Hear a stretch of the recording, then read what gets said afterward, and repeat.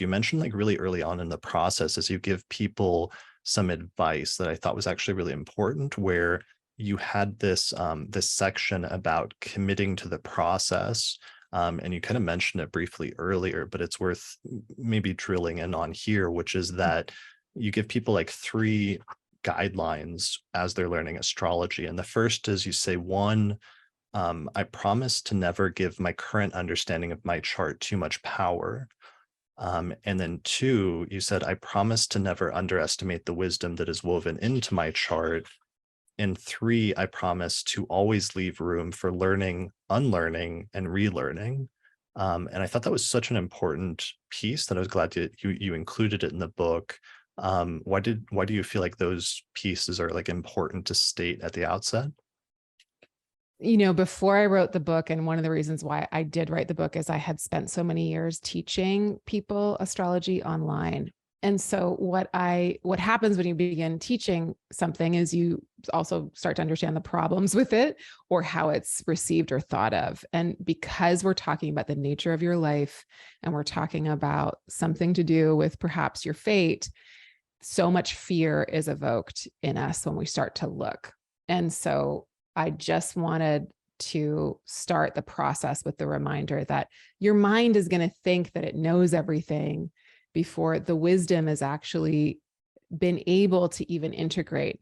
And then to remain humble enough to know that you're always going to be learning, that there's always going to be a new way of understanding your life as it pertains to your astrology chart, or your astrology chart as it pertains to your life.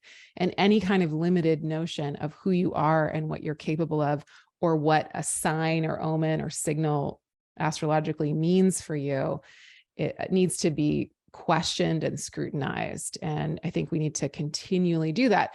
Like me in the delivery room with my child, like, who am I to think that I know what her chart means, that means for the life of this new human? Like, leave my judgment out of it. It's up to that little human that just came in to show me what that means.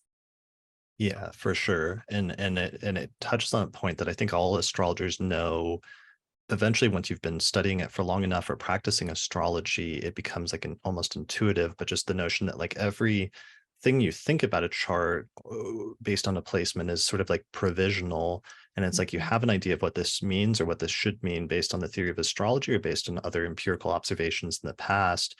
But you always have to leave open a certain amount of room for how things might manifest in a way that's different, or when we're talking about challenging placements, in a way that's like more productive or more positive than you might initially anticipate in some way, so that people shouldn't Yes. get hooked on negative interpretations of placements and think it has to be that, or it has to be the worst case scenario, where oftentimes there's like a whole different range of how things can manifest.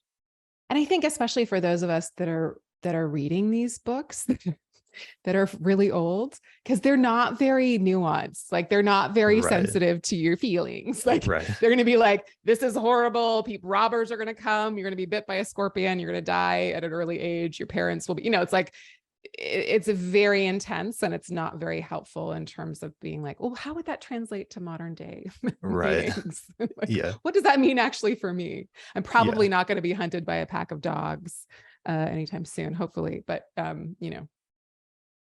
Yeah, I mean, sometimes the modern translation is something funny, like you go on Twitter and you get hounded by a pack of right. not great people, and it sort of fits the Yeah, symbolism, but exactly. yeah, But you're not uh, literally torn to shreds. Anyways, yeah, maybe feels like maybe that way, but not metaphorically. Yeah. metaphorically. Yeah.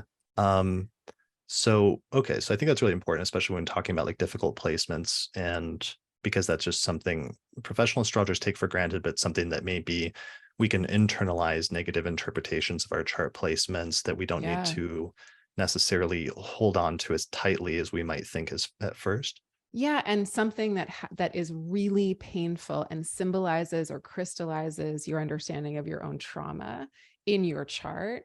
It's so important to remember that as we age and as we heal and as we spend time with the things that are difficult, the nature of our relationship to it also changes. Mm. And the big bad monsters of our childhood do not stay the same size when we focus on right sizing them.